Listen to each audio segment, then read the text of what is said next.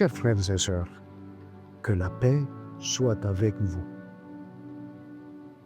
Nous continuons notre beau chemin du carême. Après les tentations au désert et la lumière éclatante de la transfiguration, voici notre troisième dimanche. Nous parlons aujourd'hui de Dieu qui étanche nos cœurs assoiffés. C'est une histoire d'eau vive, de miséricorde, d'espérance.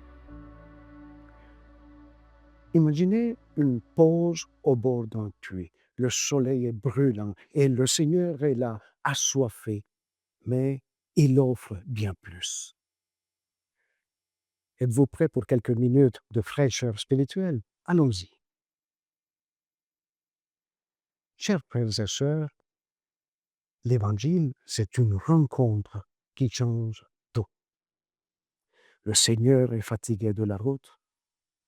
Il s'assoit au puits près de Samarie. Une femme arrive pour puiser de l'eau et il y a un dialogue qui a lieu entre eux. Puis il l'invite à boire l'eau vive qui jaillit pour la vie éternelle. Avec lui, cette femme n'aura plus jamais soif. Elle est comblée, elle est apaisée et elle se sent aimée, elle se sent transformée, valorisée. Encore comme pour les autres capsules que nous avons parcourues ensemble, le psaume d'aujourd'hui nous propose une invitation tendre et prometteuse. Aujourd'hui, si vous écoutez sa voix, ne fermez pas votre cœur comme au désert. Adorez le Seigneur en vous prosternant. Voilà l'invitation du psaume. Encore, c'est l'appel de Dieu comme au puits. Cet appel et cette invitation du Seigneur est pour toi, elle est pour moi aussi.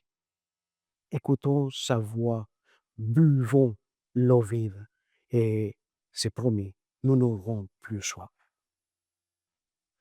Nous nous trouvons au cœur du carême et en ce dimanche, l'invitation est claire et concrète. Laissez le Seigneur combler votre vide. Nous, en ce carême, quelle est notre soif?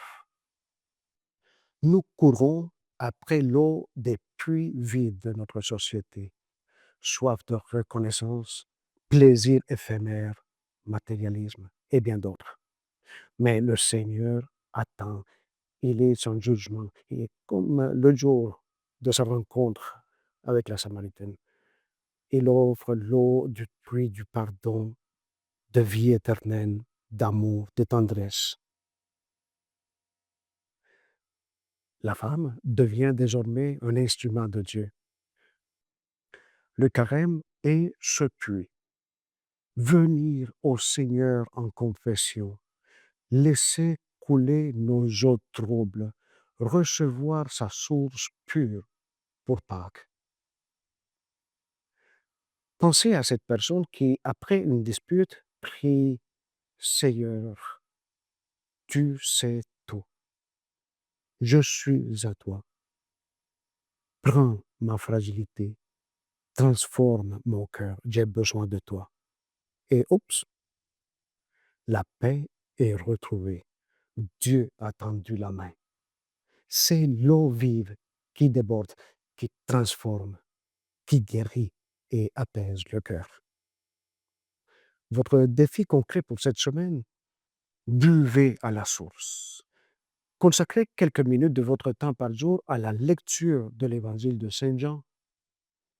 Allez à la confession si votre cœur est sec.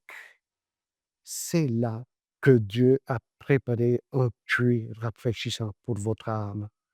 Et comme la Samaritaine, partagez une bonne nouvelle avec un proche ou avec un ami. Bien voir le Seigneur, ça vaut la peine. Prions. Seigneur, étanche notre soif. Fais jaillir en nous ton eau vive. Rapproche-nous sans cesse du puits de ton amour inépuisable. Amen. Merci beaucoup d'être avec moi pour cette capsule. À la semaine prochaine, plus fort dans son amour et sa miséricorde. Continuons notre montée vers Pâques ensemble.